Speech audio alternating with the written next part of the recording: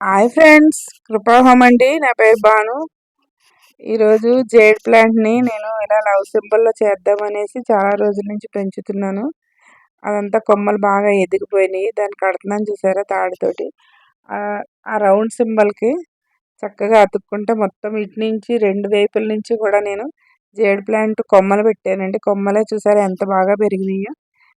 నేను ఇది కొనలేదండి, వేరే నా దగ్గర మదర్ ప్లాంట్ ఉంది. మదర్ ప్లాంట్ నుంచి చేసి దీన్ని కొమ్మలతోటి అలా పెంచాను అనమాట. దీనికి కూడా కొంచెం ఎండ ఉండాలండి. దీన్ని కేర్ తీసుకుంటే చాలా బాగా పెరుగుద్ది. ఆకులు అయితే చాలా బాగుంటాయి. దీనికి ఫ్లవర్స్ రావు కానీ అయినా కానీ ఆకులతోటే ఇది అందంగా ఉంటుంది. ఆకులతోనే అందంగా ఉంటుంది. చాలా బాగుంటుంది అనమాట ఈ ప్లాంట్. మనం ఎక్కడైనా పెంచుకోవచ్చు. కొమ్మలతోటి ఎన్ని మొక్కలైనా పెంచుకోవచ్చు. దీన్ని రకరకాలుగా మనం బోన్సాయి కూడా చేసుకోవచ్చు అనమాట. అలాని మొత్తానికి ఇంట్లో పెట్టుకోకూడదు. కొంచెం దీనికి సెమీ షేడ్లో ఉంటే చాలా బాగుంటుంది. ఆకులు చాలా దళసరిగా ఉంటాయి కాబట్టి చాలా అందంగా ఉంటుంది అనమాట.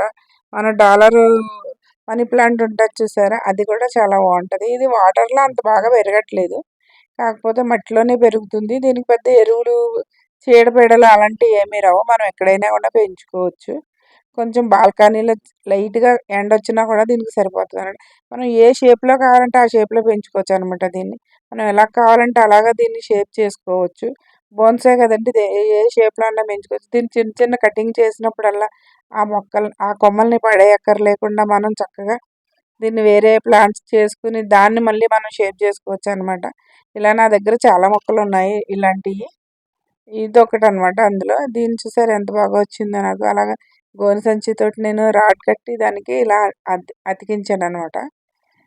చాలా బాగుంది ఇలాగా. ఇంకా కొంచెం ఎదిగితే మొత్తం రౌండ్ షేప్ వచ్చేస్తుంది దీనికి. ఈ రకంగా నేను తయారు చేశాను. ఈ వీడియో మీకు ఎలా అనిపించిందో చూసి నాకు కామెంట్ చేయండి. ఉంటానండి, బాయ్.